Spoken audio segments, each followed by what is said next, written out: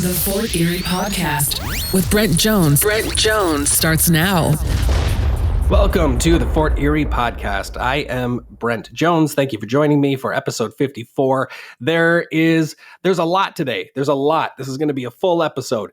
In just a moment, I'm going to be speaking with Marc Poisson, previous guest, of course, on the Fort Erie Podcast. And a lot of you know, Marc and his husband, Noel, are the owners and operators of Subculture on Jarvis Street. What you've probably also heard by now is that Marc was struck by a truck while crossing the street back on May 17th, I believe. He busted up a whole bunch of bones, his whole body. I'm going to get him on the phone in a little bit. We're going to get an update directly from Marc about his condition.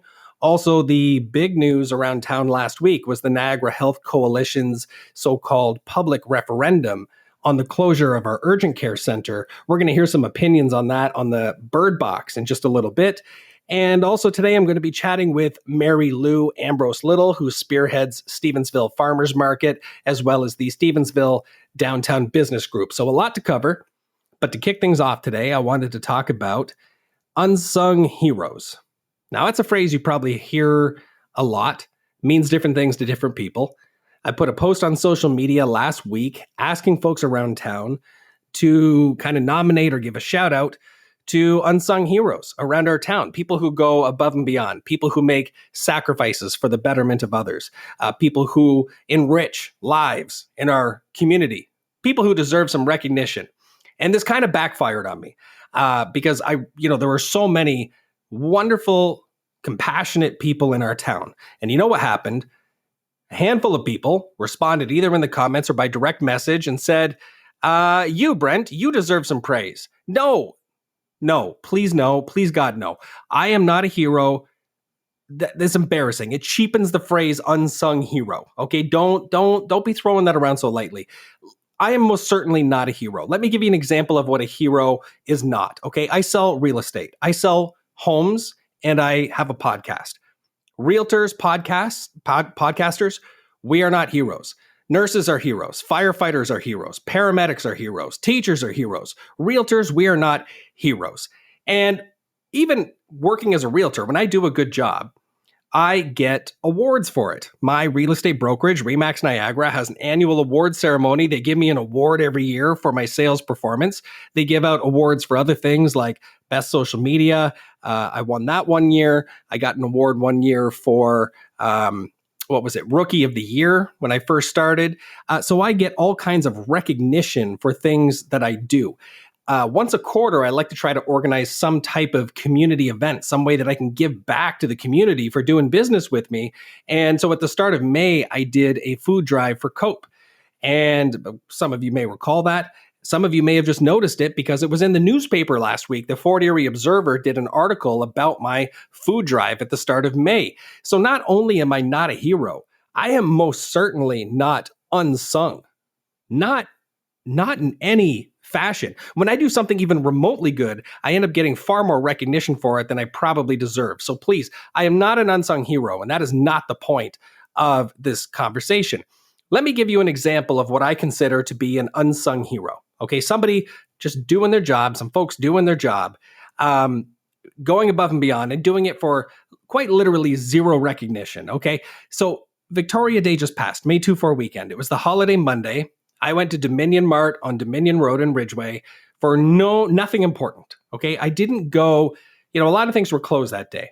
I think we just wanted some snacks. I think I was going for like beef jerky or something. They were open, just regular hours. A lot of things closed. They were open from 7 a.m. until 11 p.m. And I believe it's a family-run business because it's the same folks I see in there running the place, smiling, happy, greeting customers every day of the week, 7 days a week, including holidays. These folks are there to make sure I get beef jerky. And by the way, there's no sales awards for these guys. There's no confederation of the convenience stores that gets together to hand out, the friendliest clerk award or a trophy for best selection or a medal for top sales for 2022. That doesn't happen. Okay. These folks are in business for themselves, by themselves, and they will give up their holiday to make sure that they're available. And there are countless stories like this around town of people who give of themselves, give up their time to make sure that we get the products or the services or the help or the support that we need or want. Okay. So Dominion Mart, that might be a small example, but there are so many services and things we depend on. And the people who provide those services to us, or that assistance to us, they so rarely get a thank you or any kind of appreciation. So if you know somebody around town who's given it their all, who's going above and beyond, somebody who is a true unsung hero, I want you to call the Byrd Box and leave a message. Give them the praise that they deserve. 289-599-2973. That's 289-599-BYRD, BYRD. The Fort Erie Podcast. All right, so I've got on the phone here Marc Poisson LeBoeuf. Marc, how you feeling, man? How you doing? I'm holding on. I'm doing good. Actually, no, I'm not going to say I'm doing good. I'm doing amazing. Hey, nobody can fault you for your positivity, brother. But I think most people around town, kind of know what happened. I think it was May 17th was when the accident happened. Is that right? Yeah, sure. I can. That's the weird thing. All the days are kind of mixed in together now, and but it was last Thursday, or almost 4:00 is when the accident happened. Yeah. So at the time you and I are speaking, it's just over a week ago that this accident happened. I think most listeners of the Fort Erie podcast know your husband Noel. They know you guys from Subculture on Jarvis Street. They know that you've been a past guest on this show. They know that you're heavily involved in Pride, not only in Fort Erie but elsewhere in Niagara. And I thought it would be a good idea to give you a call and check in and say, how are you feeling, and maybe if you can, I don't know how many details you can share, but what really happened? What we know that the premise, you were hit by a truck, but what were sort of the specifics? Well, I went out for a walk. I went to the store, and I was walking back to the sub shop that was on the corner of Jarvis and Central, and I was facing where the bistro diner, I can't remember now what it's called, on the corner, facing the sub shop. And again, another thing I think I'm able to talk to you right now and say what I'm about to say is that the weekend prior, Noel and I went and took our exit course for a motorcycle. Okay. And one of the things that they teach you when you ride a motorcycle is be attention of your surroundings everywhere before you enter an intersection as you're getting closer. And that I have always brought into my daily life, from walking to just driving a vehicle. And when I was about to get closer to the curb, I did what I've been taught just the weekend prior, to look around my surrounding, make sure that if I'm about to cross on the right of way on the green, look left, right, forward, and backward to see what is happening around you. I noticed that just before that, there was a gentleman with two kids on a bicycle, and the younger child went through an amber light going to the left, so from the diner to the side of Avondale, and ran through the yellow light, and the father was screaming and yelling. So I'm watching, okay, he's gone. And then he had another child with him.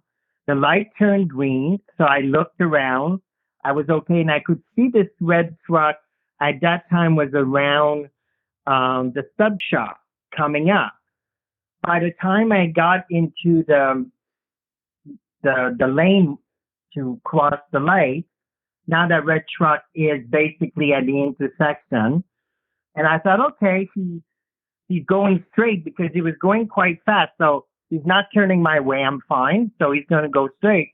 As I'm about 3 feet into the intersection, I noticed that now that truck is going to be turning in my direction. As I took my last step, now I'm in the middle of my lane. And suddenly I realized, okay, he's not seeing me for some reason.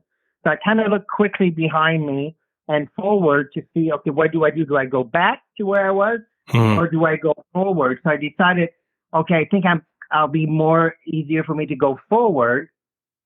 And when he turned into my lane and noticed me, I think the fellow panicked and instead of braking, accelerated. Oh, wow.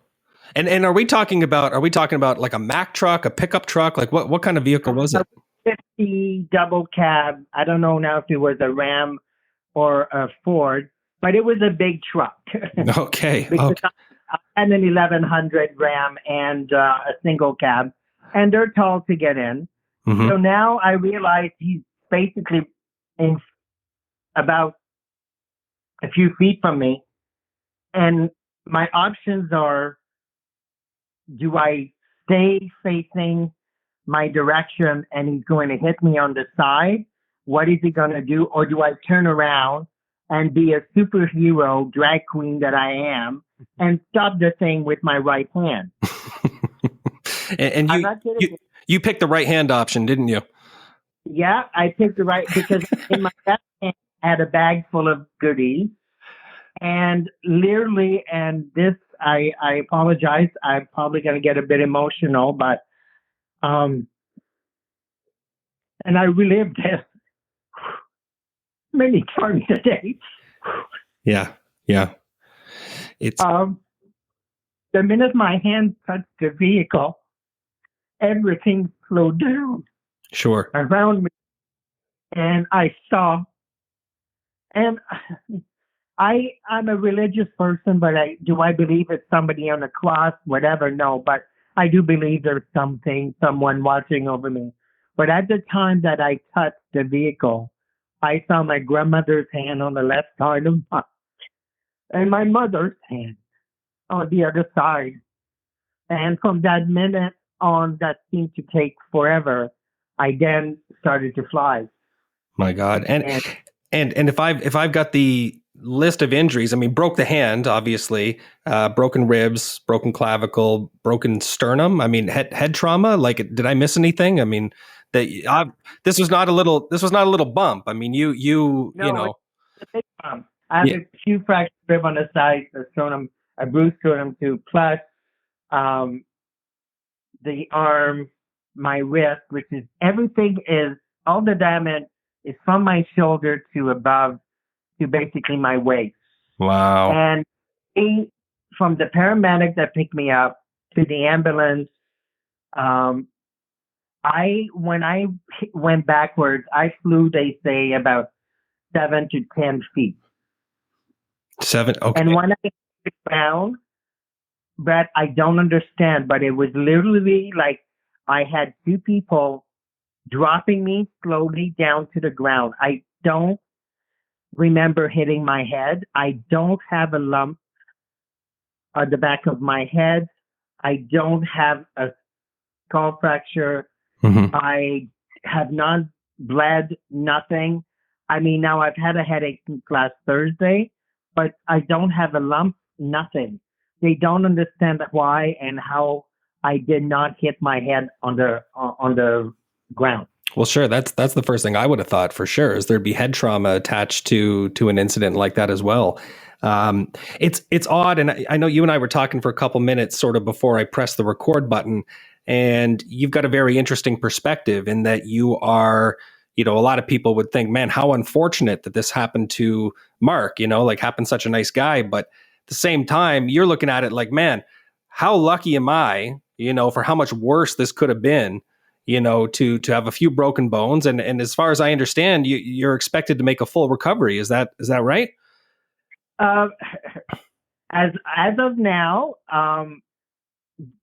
part of those answers I don't have, because right now I'm not allowed to move my shoulder whatsoever, Okay. because they're still not sure, because of the break in my shoulder, until the swelling heals down and until that has settled.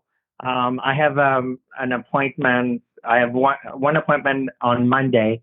I think that one is for my hand, and then next month is for my shoulder.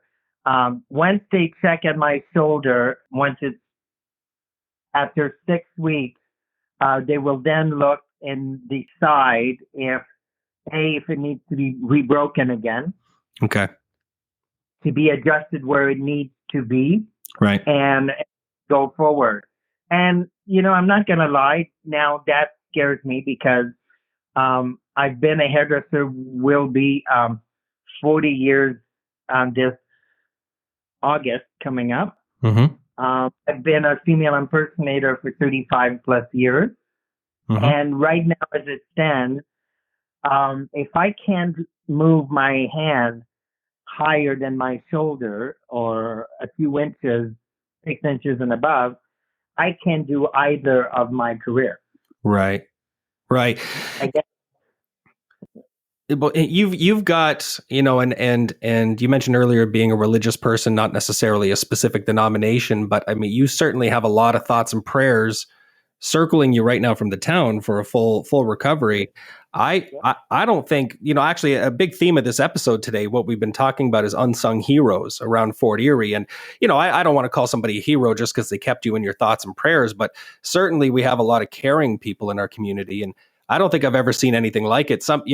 I don't remember if it was Michael or if it was Noel or who it was that within minutes of this accident happening, had shared the sort of the alert that a person had been struck, at Jarvis and Central, and that it was you. And within minutes, we had hundreds of comments of well wishes, people thinking about you. How does that part feel?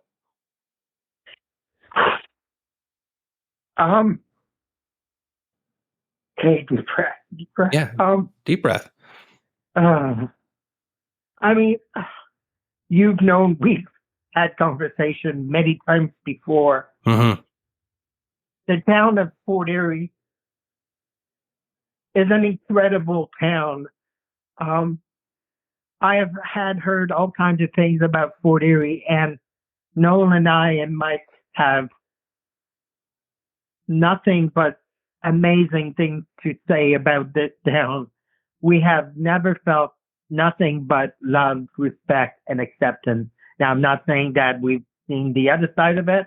We have, but it is an amazing, loving, and caring community. And because of what Noel and I and Mike and I have tried to do in our community, we had an idea, but the town supported what we chose to do and came on board.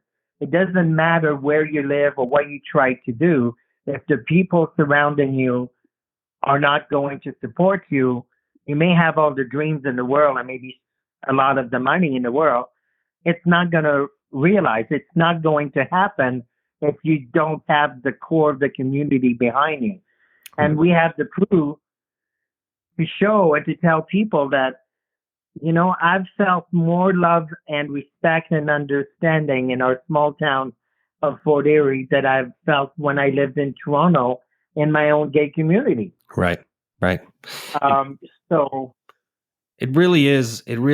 And this chat with you doesn't have to be a commercial for the town of Fort Erie, so to speak. But I mean, it really is something, the compassion and the kindness and the love from people and seeing it in action in real time when, we hear somebody that we care about, when we hear that you've, been involved in something terrible, that, there's so much, there's such an outpouring of support and love, man. So we're all wishing for you a speedy recovery, full recovery, that you're comfortable and that you're back at doing what you do best, just as quick as you can be. It's Fort Erie's answering machine, the Byrd Box. This is the Byrd Box. It's Fort Erie's answering machine. You can call 24 hours a day and squawk about any topic you'd like. It could be something fun, positive. It could be a joke, something you saw around town, or it could be something serious, which is the case today. I've got some messages last week regarding this citizens referendum, this public referendum on healthcare last week. I'm going to play two of those messages. They're both very, very long, so I'm just going to kind of cut them down, just play a little piece from each. This first caller, her name is Joy Russell. You may know Joy. I've met her in person. She's a lovely human being, and I don't typically share people's identity. When you call the Byrd Box, it's totally anonymous, but in this particular case, Joy introduced herself by name. Here, have a listen. Hello, my name's Joy Russell, and I was one of the leaders of the Yellow Shirt Brigade, fighting to stop the closure of our hospitals in the Niagara region. We lost the battle with the government and the health system, but never gave up trying to help where we could and keep what little we have. Our hospital situation is once again in jeopardy, and it is time that we bring out our yellow shirts and continue our fight to keep our hospitals from being closed. Okay, so I'm going to stop the message there. I love what Joy did because she called in to promote, hey, come out and vote in this referendum. Vote as if your life depends on it. Unfortunately, just based on the timing of when the message came in, I wasn't able to play it until now, and the referendum has already happened.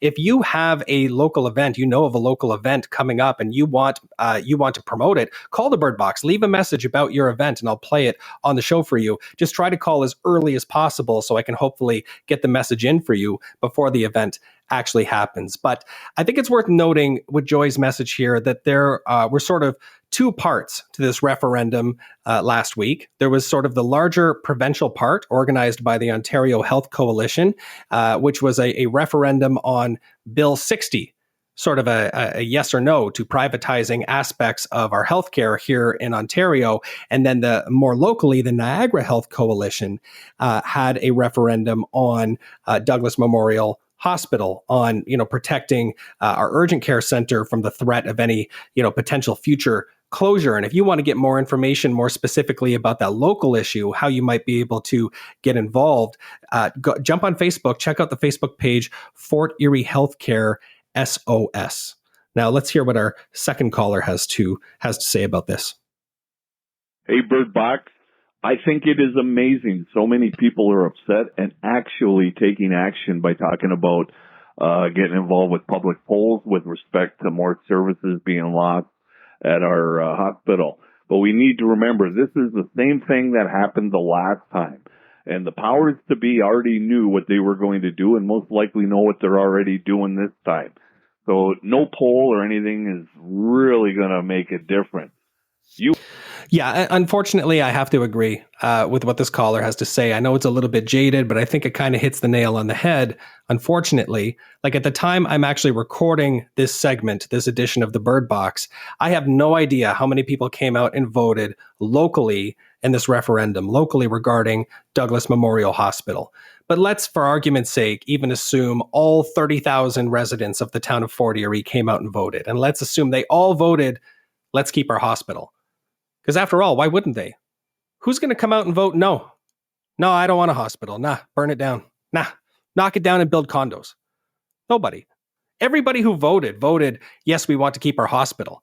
Matter of fact, if I would have had the option to say, hey, let's open a second hospital in Fort Erie, I would have checked that box too, if that were an option. But we're going to assume everybody who voted came out and voted that they want to keep their hospital. So my question is, what happens to those ballots now? If you had, for argument's sake, 30,000 ballots in support of keeping our hospital, does it change the outcome? Does it change what happens next? And I honestly don't know.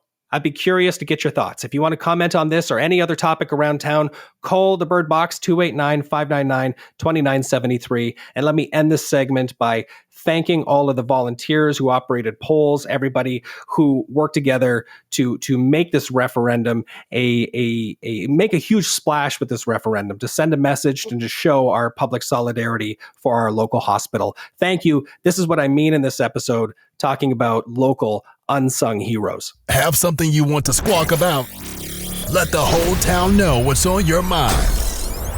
Call the Byrd Box at 289-599-2973. That's 289-599-BYRD. All right, joining me now on the phone is Mary Lou, Ambrose-Little, repeat guest, I think three-peat now on the Fort Erie podcast. Mary Lou, how you doing? I am doing very well. Good. I don't know. Should I have ribbons or like trophies or something for people who are sort of brave enough to come on the Fort Erie podcast more than once? Sure. I just like to talk about good things, so it makes it easy for me. Hey, me too. Do you have I ever given you a Fort Erie podcast t-shirt? No, you have not. I have t-shirts. You know what? I'll get you one. If you promise you'll wear it, and I know we're going to talk a lot about Stevensville today and kind of the town of Fort Erie. That's obviously what this show is about. But would you wear a Fort Erie podcast T-shirt to say the Port Colborne Market? Sure, I would. You would, eh? Okay, absolutely. I have lots of Stevensville and Port Colborne people that come to the Port Colborne Market. So It's a very eclectic group. Well, that's good. And, like I mentioned, I mean, I know you've been on the show before, but maybe, for the benefit of listeners, can you kind of remind them of your connection to Stevensville, both maybe sort of personally and professionally? Sure. Stevensville kind of came onto my radar about 10 years ago as a possible good site for a small farmers market. It's a small town, and of course the people who live there know that there's not a big grocery store. There's some smaller variety stores. So we thought it was an opportunity waiting to be grabbed. So then I began to talk to some of the community groups to see who might be the best partner to kind of work with me on this.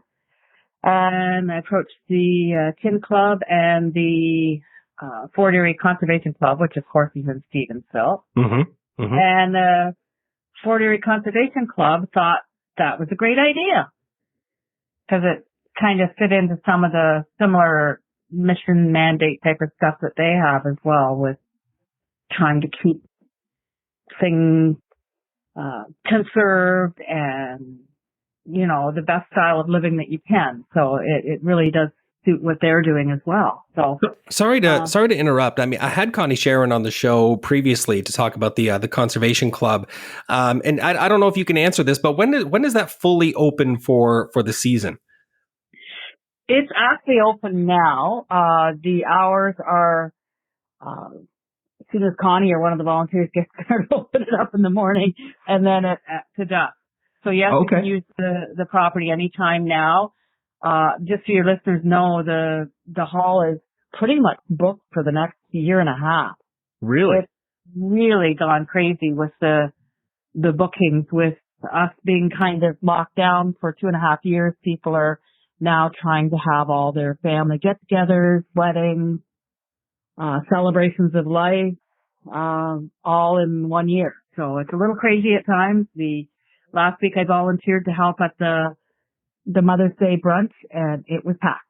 So we're back to where we were before the COVID years. So. And that's good. That's good. I kind of feel like, every time I speak to you, it's sort of a different point in time. Like we talked before the pandemic, during the pandemic, and then after the pandemic. And it's like it's funny for, I don't think anybody's got the time or interest to go back and listen to 50 plus episodes of this show, but it's at least when I'm talking with you, it feels like we're sort of capturing a different point in time. It's almost like a time capsule. Yeah, we really are. Things are improving. I think that people are trying the best that they can to support local, whether it's one of our small businesses in town, whether it's a bricks and mortar operation, or whether it's a little home-based business, or it's a farmer's market. People are really coming out. And the other thing that's really changed and improved is, of course, we can now socialize now. So there's more people coming out and socializing, just enjoying the fresh air and talking to people they haven't seen for 2.5 years, or some of them it's been more than that. So they're really enjoying that time and really appreciating that we're able to do that again. Well, and I think people are a little more comfortable maybe with that too. I was at the walk-in clinic today. Nothing serious, but I was at the walk-in clinic, and they don't even have a mask mandate in there anymore. I thought it was still required in all healthcare facilities that you had to wear a mask, and I guess that's not the case. So, it's in just a couple of years, things have really come, full circle, I guess, if I can use that expression.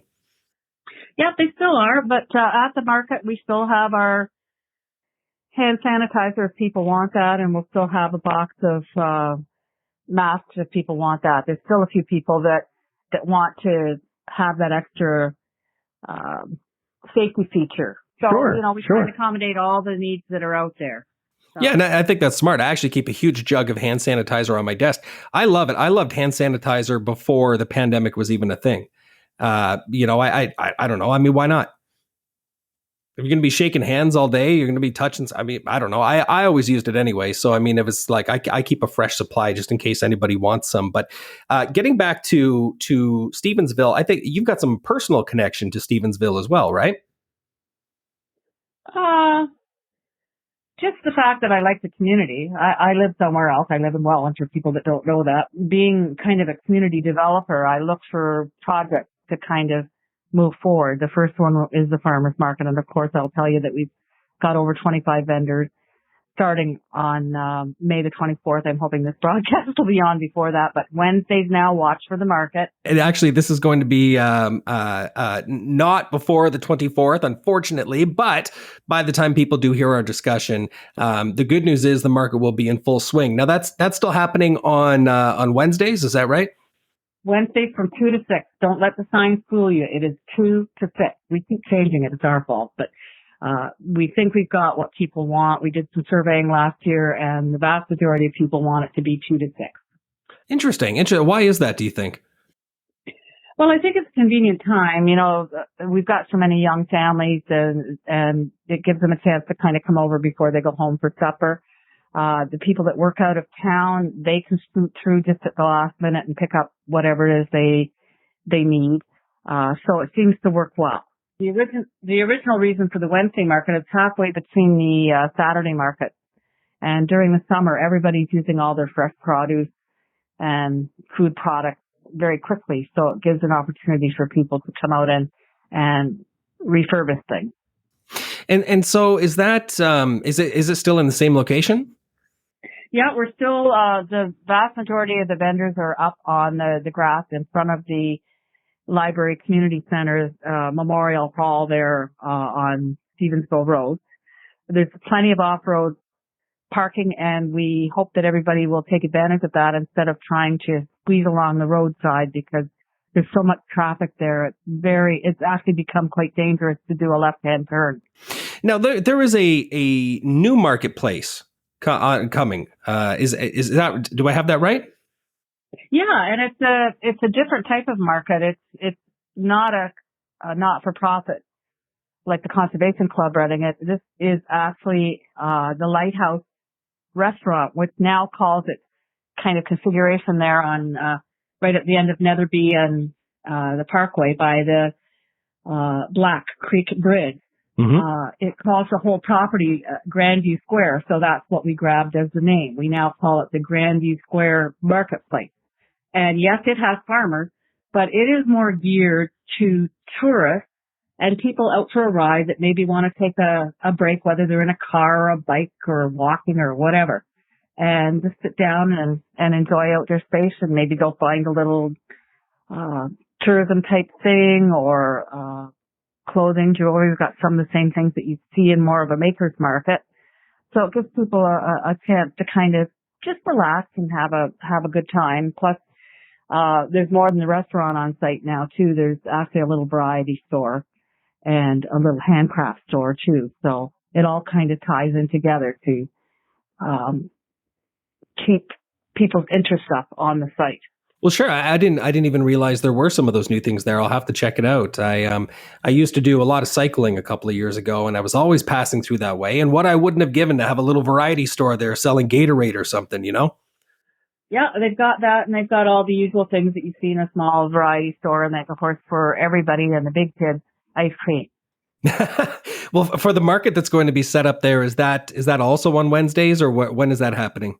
No, it's actually on a Sunday afternoon. It's like I said, it's targeted at the people who drive the parkway or walk it or bike it on Sunday afternoon, 12 noon until 4. Okay, no, that's great. It should be fun. Yeah, I would think. Yeah, I mean, I'd love to check it out. And you've mentioned a couple of times that both with this new market as well as the existing market in Stevensville, that you were able to get more. I think the phrasing you used was actual farmers. Is that generally a challenge to get?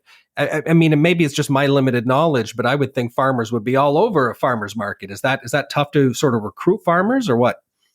It is, because farmers are changing the way that they operate their home base now. Some of them have their own barn that's set up to sell product.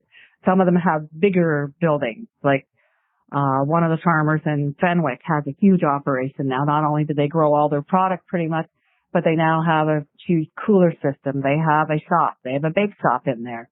It's amazing. So it's set up so that it could be a tourist attraction if buses came in, because it's huge. Well, I wanted to ask you about, you mentioned Fenwick, obviously, and there's quite a lot of farming through Pelham, let's say, through that whole area. But if we were to look at the sort of the breakdown of the town of Fort Erie in terms of Fort Erie proper, Crystal Beach, Ridgeway, Stevensville is really sort of our traditional farming community. Is that a fair statement to make? That is fair, yes. And a little bit of Ridgeway as well. So probably, in my limited knowledge, I'm still looking for farmers, but we have about 10 to 12 good farms. They're probably not as big as the ones that you see on the north side of Niagara, but that doesn't matter. Sure. It's the product. It's the quality of the product that you get off of the farms. And that's what I'm looking for the Stevensville market, is that type of a farmer who has maybe not a full season of crops, but might have bedding plants, might have asparagus, which is on right now, strawberries coming just around the corner, rhubarb right now, and then corn and other things. But not every farmer now is a big box farm. There's smaller specialty farms. I don't know how many farmers I have that listen to this show. I have no idea. But would it be too late in the season now for a farmer to contact you and say, "Hey, I'd like to be part of the Stevensville market every week"? No problem at all. Actually, farmers have priority in all my markets, because the original setup for farmers markets, and particularly if you're registered with Farmers Markets Ontario, is that you have to have 51% of your market farmers to be a certified farmers market, whether it's looking at Farmers Markets Ontario or you're looking at public health. They both evaluate each market every year for what they are. So there are different levels of markets, and that's what's confusing the heck out of everybody, because they're all different. So I can explain with the two Stevensville markets. We're okay with Stevensville Farmers Market. It is a community market under Farmers Markets Ontario standard. Across the season, we have 12 different farmers. With the Grandview Marketplace, it has 2 farmers. And the rest is a variety of other products that you may or may not find at a regular farmer's market. Sure. Well, would you like to share your contact information with listeners for maybe any latecomers who want to get involved with your market, one of your markets? Okay. The best thing to do is go to the social media, which the immediate one is everybody knows Facebook. So just Google down Stevensville Farmers Market and it should pop up for you. And Grandview Marketplace. Okay. So do it right through Facebook. Yep.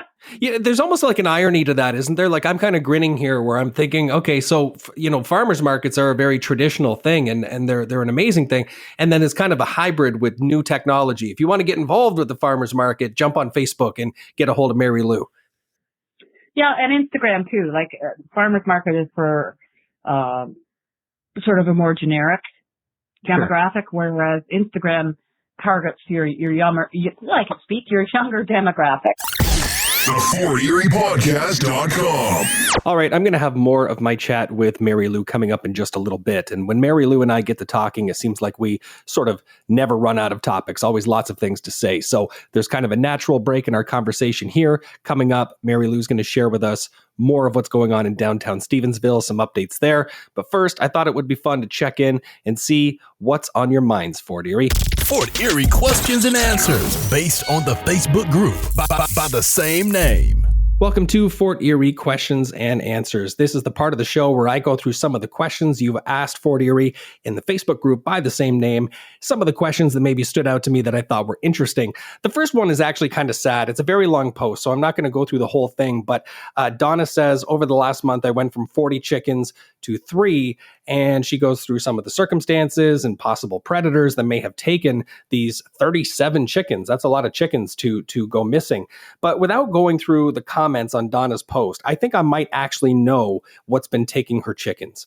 Because a little farther down in this Facebook group, there's a post from somebody named Cassidy, and she has posted photos of what I can only describe as the gnarliest, most nasty looking spider that I think I've ever seen. She says, sorry for the gross photo, but what kind of spider is this? It's the biggest spider I've ever seen, larger than a toonie, black and kind of fuzzy. Just morbidly curious. She says bigger than a toonie, but looking at this thing, it looks like it's the size of my foot, man. Like I would not want to find one of these crawling along my bathroom vanity. Now, some folks in the comments did try to guess at what type of spider it is, but type regardless, I'm pretty sure this is what's been taking Donna's chickens. I mean, I don't think a chicken could get away from the spider if it wanted to. A couple of people in the comments below the spider post said they're mostly talking about squishing the spider. Quick, grab the flamethrower. One person said, I have no idea in this photo if the spider is alive or dead. I have no idea, but not a pleasant thing to look at regardless. There's a question here from somebody named Sorab who says, hello, everyone. Just wondering if there was any ride sharing or cab service in Fort Erie for a local trip. And one person in the comments did give the correct answer. They mentioned Fort Erie Transit as an on-demand / rideshare service. Yeah, the issue here is that it would be very tough for a cab service to set up in town, or even for something like an Uber driver to really make a profitable go of it. The town of Fort Erie already offers transit, and it's door to door anywhere locally within town for a flat rate. And I think it's like $3. It's something like that. Now, whether you want to go to Ridgeway, Crystal Beach, Stevensville, Fort Erie proper, $3 door to door. That is really going to be the most economical option for local trips if you are looking to take a cab service. And the last question that I thought was interesting, just a sort of a general interest type thing, is Janet posted a pair of photos of one of those. Do you know the sort of decorative garden stones that have your house number on them? She posted that type of thing and says, does anyone know where you can purchase this type of address sign? I've seen a couple in the area. And one person in the comments mentioned getting one several years ago at the Garden Gallery. I take that to be the Stevensville Garden Gallery.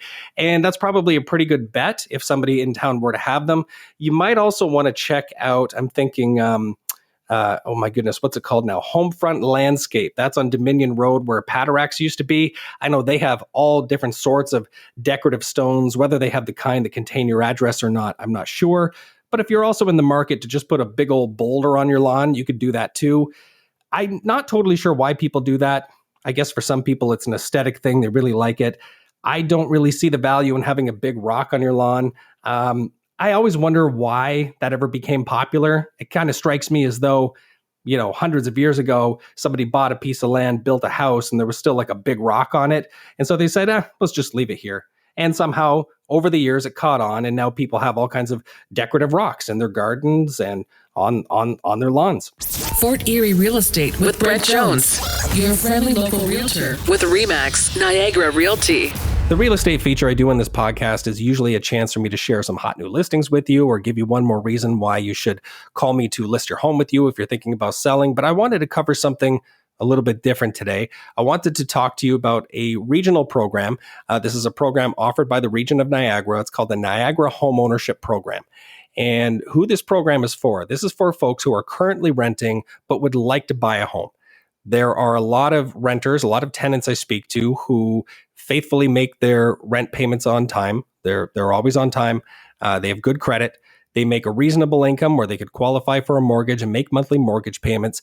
But the reason why they're still renting is because they just can't seem to come up with the down payment.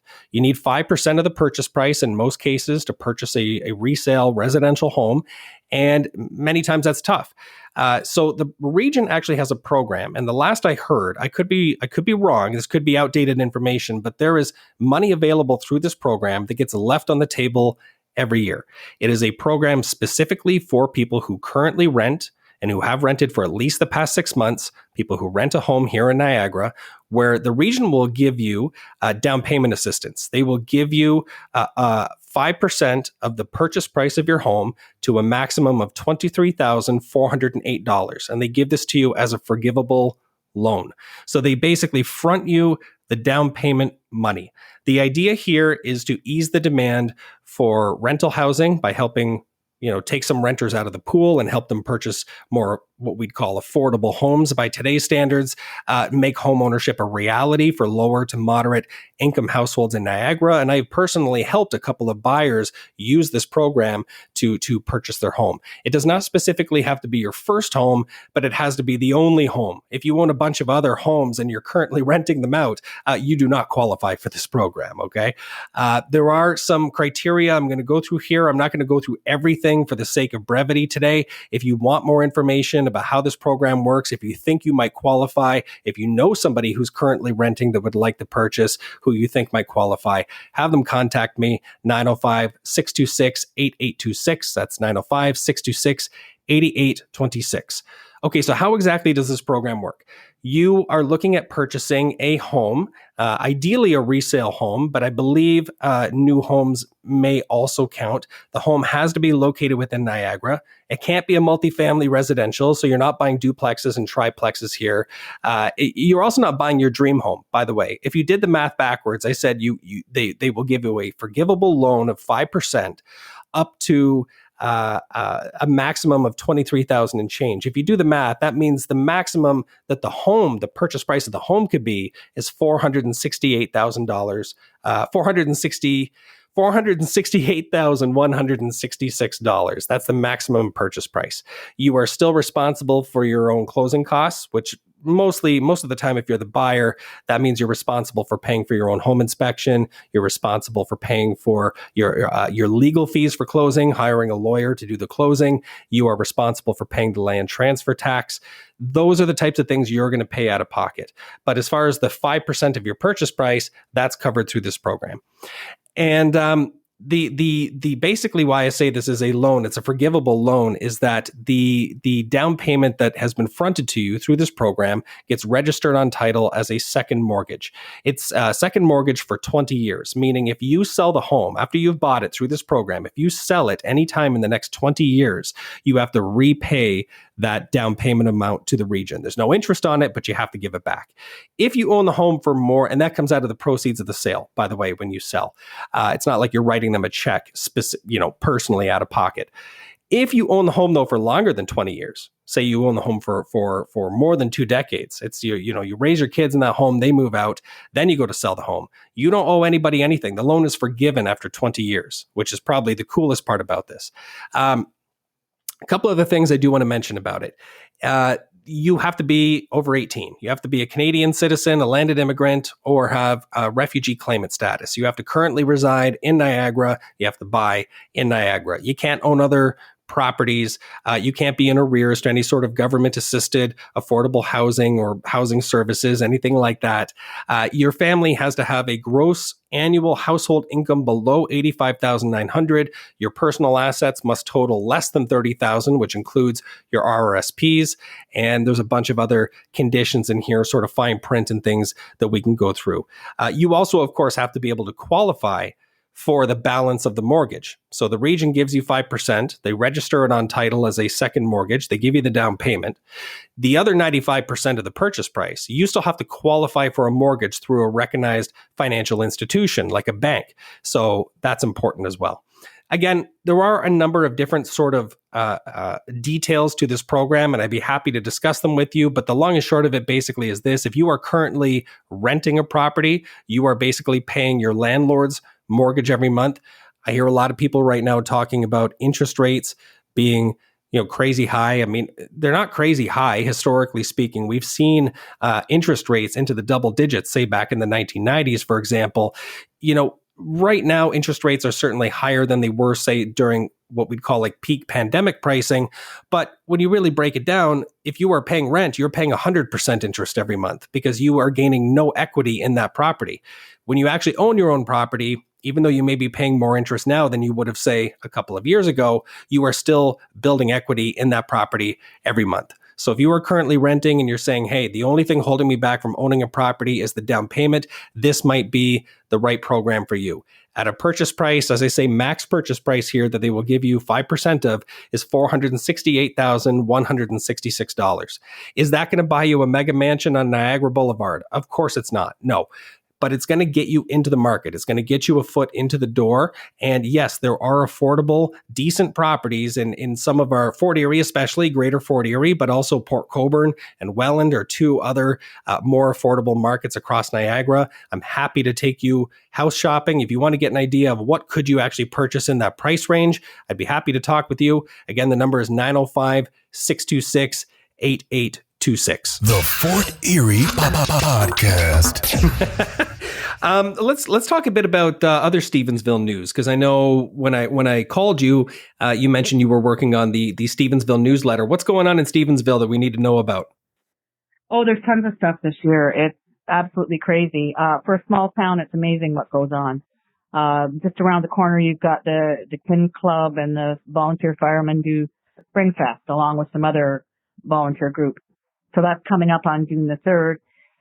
The Conservation Club is doing the children's fishing derby, and maybe Connie can tell you the date. I'm not remembering it right now. Okay.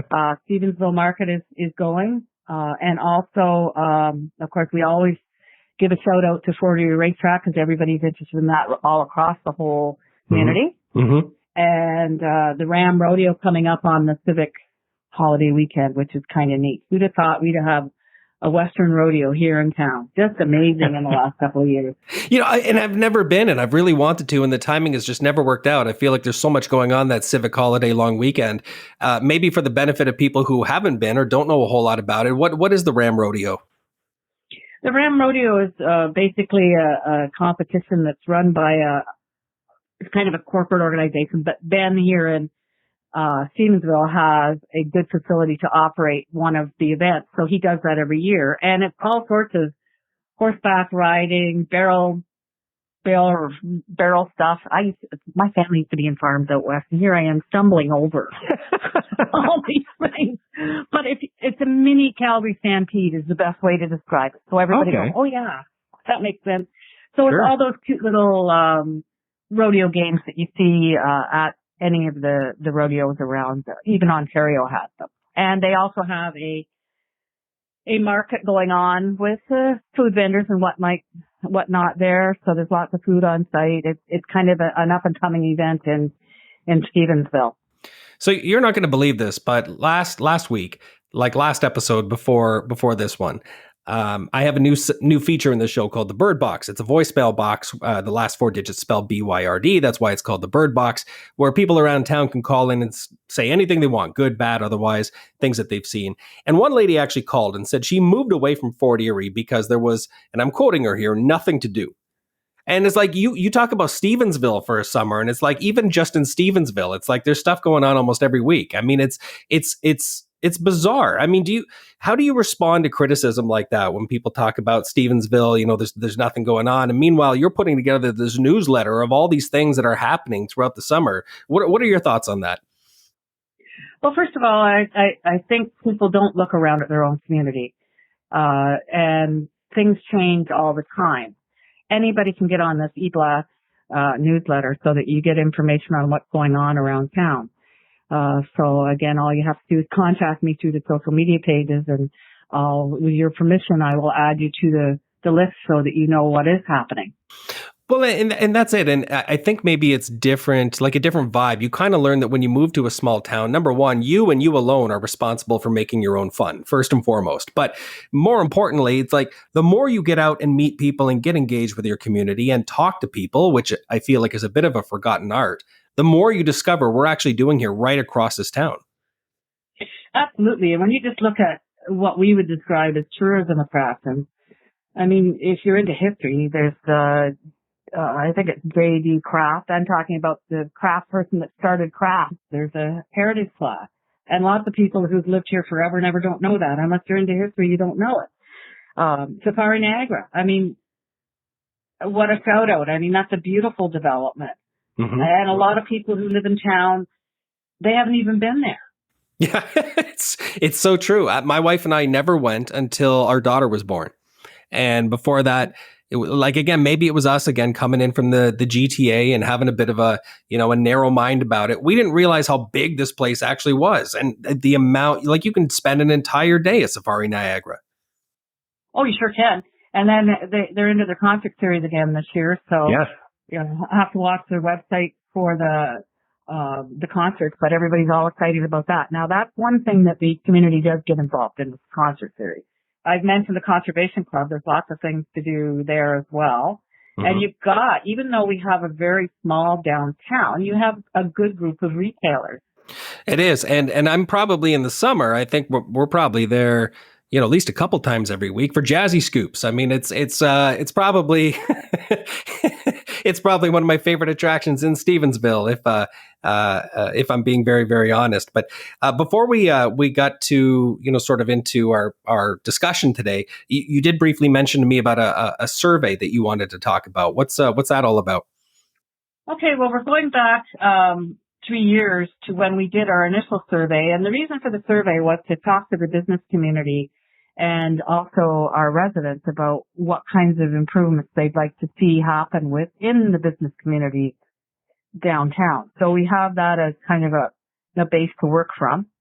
Mm-hmm. And we're just working on the new survey, which will include some of the old questions, but we're also asking some different ones too. And of course, everybody will say grocery store. There's a few other things too, but yeah, we want to get more specific detail from people this time.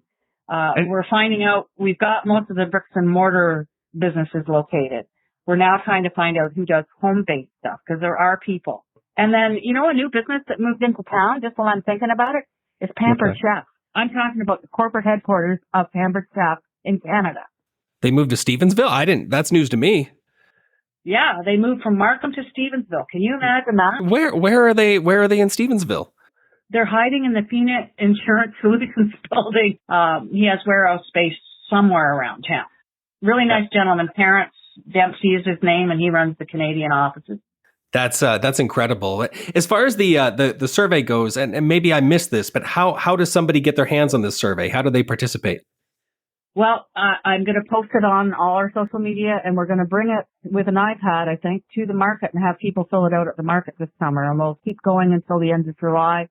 Then we'll try and tabulate everything and get back to people so they know what the results are. But then what happens with those results? If I can take it a step further, so you get 9 million people that say we want a grocery store. Now, what do you do with that information? Oh, I've been working on it for the last couple of years, but I still haven't got a bite yet. No, not the grocery store specifically, but I mean, what is it taken to town hall? Like where does? We take it to the downtown Stevensville business group meetings. That kind of are informal, what I would call a BIA. We haven't got it official, so we called it sort of Stevensville Business Group. What we do is we bring it all together, and then we decide which are the issues that we can work on. An example would be we didn't have a lot of social media, and when we first started, now we do. Right. We didn't have our own business directory, which is specific to Stevensville. People can access the latest information on local businesses. With this newsletter, people can find out about community events that are going on, and they also can find out, a business owner can find out what grants and opportunities for funding are out there from private sources, from all three levels of government. A lot of people don't know there's a thing called a CIP, which every community has, which is a community improvement plan. Mm-hmm. And you have to read the categories and see if your business fits into them. Most people know about that because of facade improvements. The fronts of buildings sometimes need to be improved, mm-hmm. and there's money to help with offsetting those costs. Okay, well, is there anything else coming up in Stevensville that we should know about? Anything else that you want to add? Just everybody get out there and support your local community. Invite your family and friends now that we all can get out and about to come and see some of these things. If you've never been there before, it's a great reason to get yourself out there and see what's in your own town. And the best ambassadors really are your own community. So we need you mm-hmm. to help us be ambassadors for downtown Stevensville and all the neat things that we have in the community. The only thing I would like to do, if you're okay with that, is just to add a shout out to a couple of other farmers markets because they're in our end of town. Right. So Ridgway's Market is open. It's Saturdays 8 to 1. Crystal Beach will be opening soon, and it will be 8 to 1 on Sundays. And of course, I told you about Stevensville Farmers Market, which is Wednesday 2 to 6, and Grandview, which is Sunday 12 to 4. And I understand our friends down in on Jarvis Street and Bridgeburg area are thinking about doing something like that. I don't think they are going to get it off the ground for this year, but they'd like to do some sort of a marketplace, I believe, for next year. And hopefully they coordinate with you, because I like the way that these markets are all set up and sort of different days, different times. That's a great idea, in terms of maximizing exposure for the vendors and making things convenient for the consumer. And I think that's a good idea. It'd be tough to hit, say, 4 or 5 farmers markets all on one Sunday morning, right? Just also wanted to mention that we talked a little bit about what we do with the information. We actually try and work with economic development with the town and kind of share our results and let them know what kinds of businesses are being recommended for the downtown area. So we're asking people in this new survey, what are the top 5 businesses you'd like to see coming to the Stevensville area? Well, that's great. That's great. It's great that you collect the information and then you act on it too, right? I mean, there's 2 pieces to that, right? There's a lot of people around town that I'm sure have strong opinions about what should be or what they'd like to see, but not everybody's willing to actually roll up their sleeves and try to make it happen. So I want to thank you on behalf, really, of the entire town of Fort Erie for all the work you do. Oh, thanks. I appreciate that. And just so people know, too, by the fall, we will have the results out so everybody can take a look at them and see what they thought. And I mean, to the committee, there's a core committee of about 9 people that meet monthly. And if you've forgotten something that you think should be in the data, just let us know, because we'll work on things as we can. Okay, will do. I want to thank you for your time, Mary Lou. Thank you for joining me again. 3-peat guest, and I will get you one of those Fort Erie Podcast t-shirts, okay? Wonderful, and I definitely will wear it, and I will take a picture of it so that you know that I went to the Pork Over Market with it on. I can't wait. That's awesome. The Fort Erie Podcast. Well, I feel like we covered a lot today. Of course, I had Marc Poisson earlier on the show to give us an update on his condition. And when we sort of finished the interview portion of our conversation by phone, I did make a point of asking Marc before hanging up, hey, in what ways can I support you? Can people around Fort Erie support you and your husband, Noel, right now? What can we do? And Marc told me he appreciates the calls and the texts and the well wishes and the social media check-ins. But something else you could do right now is support his business. Go buy some subs at Subculture. If you haven't had a sandwich from Subculture in a little while, head down to Jarvis Street, get some subs. That's a great way to support Marc right now, support his business while he's recovering. Today is Tuesday. Now, I have no idea when you're actually listening to this episode, but if you're listening to it on the day it came out, today is Tuesday. So that means the Stevensville Farmers Market is on tomorrow afternoon. That's Wednesday afternoon from 2 until 6 p.m. Go check it out. If you want more information on that down payment program that I talked about earlier, if you are currently a renter, you'd like to buy a home, you need help with your down payment, call me. There is help available, 905-626-8826. And of course, as always, Fort Erie, I'm going to tell you to leave a message on the Byrd Box. Any topic, 24 hours a day, it is Fort Erie's answering machine. If you want to call in and praise an unsung hero, somebody around town who deserves some appreciation, or you could share your thoughts on the Niagara Health Coalition's referendum from last week, if you want to talk about that, or you could call and talk about something else altogether. It's totally up to you. Call 289-599-2973. That's 289-599-BYRD, BYRD, and squawk about anything you'd like. Just try to keep it short and sweet. And just lastly, be sure to subscribe to the Fort Erie Podcast, wherever it is you listen to podcasts. Yeah, it could be YouTube, but try iTunes, try Spotify. I say that because new episodes do not always come out on the same day or every week. I can see my stats sort of on the back end through a platform called Libsyn. I can see that the vast majority of you who listen to the Fort Erie Podcast listen through the website. You go to theforteriepodcast.com and press play. And look, you can do that. I appreciate it if that's the way you listen. The problem is you don't get notified when there's a new episode that actually comes out, unless you see me post about it on Facebook. So if you want to be notified when there is a brand new episode available, you're going to need to subscribe through one of these popular podcast platforms. Again, iTunes, Google Podcasts, Spotify, Stitcher, whatever it is you use. But I think that concludes just about everything for this week. This has been episode 54. I will be chatting with you again soon, Fort Erie.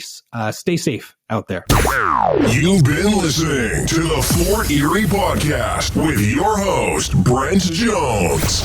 Never miss an episode. Subscribe on Apple Podcasts or Spotify, or visit theforteriepodcast.com.